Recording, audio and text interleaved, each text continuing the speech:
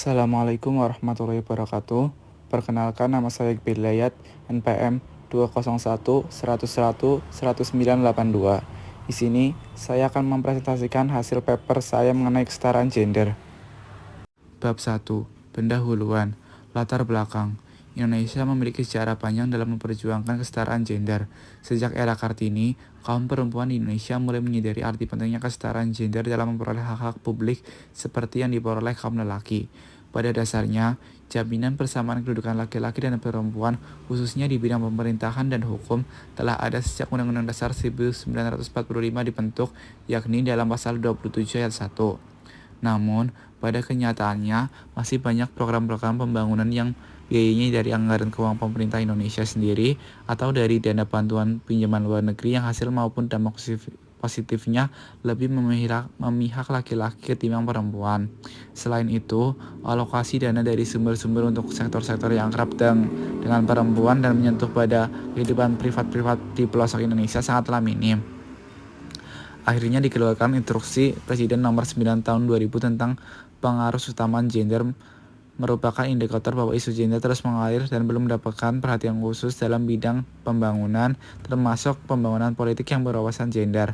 Bahkan, partisipasi perempuan dalam kehidupan politik di Indonesia memperlihatkan representasi yang rendah dalam semua tingkat pengambilan keputusan, baik di tingkat eksekutif, yudikatif, maupun birokratif, partai politik, bahkan kehidupan politik lainnya.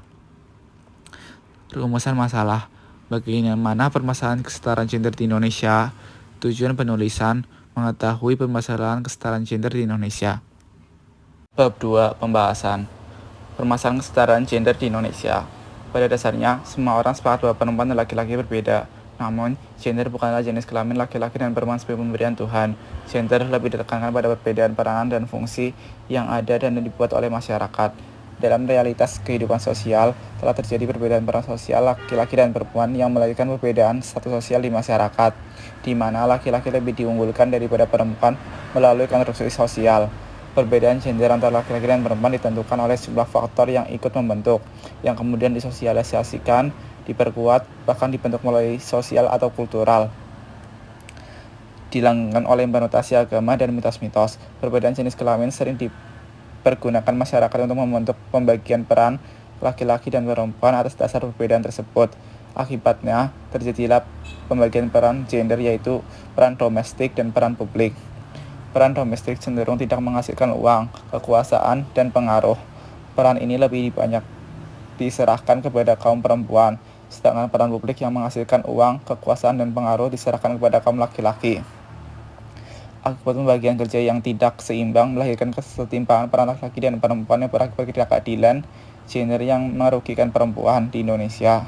Ketimpangan gender terlihat dari aspek antara lain lingkungan keluarga, kependudukan, pendidikan, ekonomi, pekerjaan, dan dalam pemerintahan.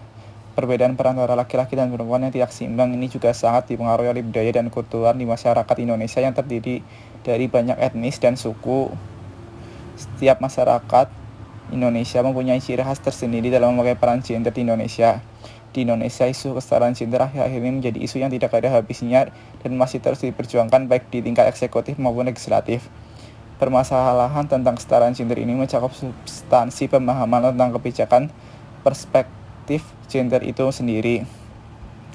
Peningkatan kesadaran dan pemahaman itu harus dibarengi dengan adanya keterlibatan perempuan-perempuan dalam lembaga negara, terutama lembaga pembuat kebijakan, mengingat perempuan masih saja mengalami ketimpangan di bidang pendidikan, sosial, politik, dan ekonomi hanya karena perkembangan pengetahuan masyarakat Indonesia tentang gender itu sendiri masih sangat lambat. Meskipun perempuan ditempatkan pada peran domestik di lingkungan keluarga, namun posisi perempuan di Indonesia di lingkungan keluarga selalu dinomorduakan karena berperan sebagai pencari nafkah. Posisi kepala keluarga tangga umumnya akan diserahkan kepada laki-laki, kecuali jika perempuan tersebut adalah seorang janda atau tidak ada laki-laki dalam suatu keluarga. Selama ini, pembangunan masyarakat Indonesia mengkonstruksi bahwa secara kodrat perempuan lemah dan laki-laki kuat, sehingga untuk menjadi pemimpin dalam sebuah keluarga tetap diserahkan pada laki-laki. Hal ini menunjukkan dominasi laki-laki pada peran domestik. Keadaan tersebut menyebabkan posisi perempuan syarat dengan pekerjaan yang beragam dalam waktu yang terbatas seperti memasak, mengurus rumah, mengurus anak, dan sebagainya. Pekerjaan domestik tersebut dilakukan bersama-sama dengan fungsi reproduksi. Penempatan perempuan pada tugas domestik sepenuhnya mengakibatkan potensi perempuan untuk melakukan hal produktif menjadi berkurang. Memang, sejak awal berdirinya NKRI, pemerintah secara resmi telah menganut dan menetapkan kesepakatan dan bersama atas perempuan dan laki-laki, sebagaimana termuat dalam UUD 1945 pasal 27. Namun demikian, dalam perkembangannya, beberapa UU yang selama ini berlaku di Indonesia disadari mempunyai arti yang diskriminatif terhadap perempuan, seperti Undang-Undang mengenai sistem pengupahan tenaga kerja perempuan, tunjangan keluarga, dan tunjangan kesehatan perempuan dianggap telanjang sehingga suami dan anak-anak tidak mendapatkan tunjangan sebagaimana yang diterima kerja laki-laki.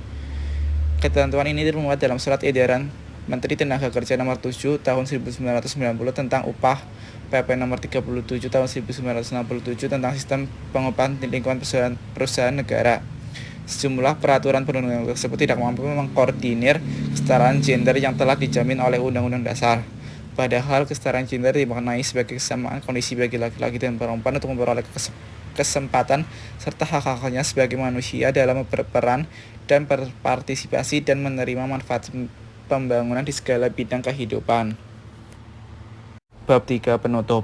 Kesimpulan, di Indonesia isu kesetaraan gender akhir-akhir ini menjadi isu yang tidak ada habisnya dan masih berusaha terus diperjuangkan baik di tingkat eksekutif maupun legislatif. Permasalahan tentang kesetaraan gender ini mencakup substansi pemahaman tentang kebijakan perspektif gender itu sendiri. Oleh karenanya, gerakan gender kemudian menjadi arus utama di negara-negara berkembang termasuk Indonesia. Demokrasi yang bermakna adalah demokrasi yang memperhatikan dan memperjuangkan kepentingan mayoritas penduduk Indonesia yang terdiri dari perempuan. Ide bahwa politik bukan wilayah bagi perempuan adalah ide yang selalu didengungkan selama berabad-abad. Namun ternyata memang sangat efektif untuk membatasi perempuan untuk tidak memasuki wilayah ini. Terminologi publik dan privat yang erat kaitannya dengan konsep gender dan peran gender ini telah menciptakan ketidaksetaraan dan ketidakadilan di antara perempuan dan laki-laki. Akibat yang paling jelas dari situasi politik seperti itu adalah pengusiran perempuan dari kehidupan politik formal. Untuk itu, diperlukan berbagai upaya untuk memperjuangkan kesetaraan gender dalam kehidupan politik, yang nantinya diharapkan akan memberikan perubahan terhadap pandangan tentang budaya patriarki bagi masyarakat, sehingga kemungkinan terpilihnya pemimpin politik perempuan akan sama dengan kemungkinan terpilihnya pemimpin politik laki-laki, sehingga kesetaraan gender dalam dunia perpolitikan akan semakin maju dan efek sampingnya untuk kemajuan usaha pemberantasan korupsi bisa segera dirasakan. Dalam upaya kesetaraan gender di Indonesia, khususnya dalam dunia politik, perlu adanya upaya sinergis dan berkesinambungan dengan melibatkan semua pihak menjadi pelaku politik, khususnya partai politik, organisasi kemasyarakatan, dan pemerintah melalui instansi terkait dalam penyelenggaraan pendidikan politik bagi perempuan. Demikian presentasi saya mengenai kesetaraan gender. Mohon maaf bila ada kata yang kurang berkenan. Terima kasih. Wassalamualaikum warahmatullahi wabarakatuh.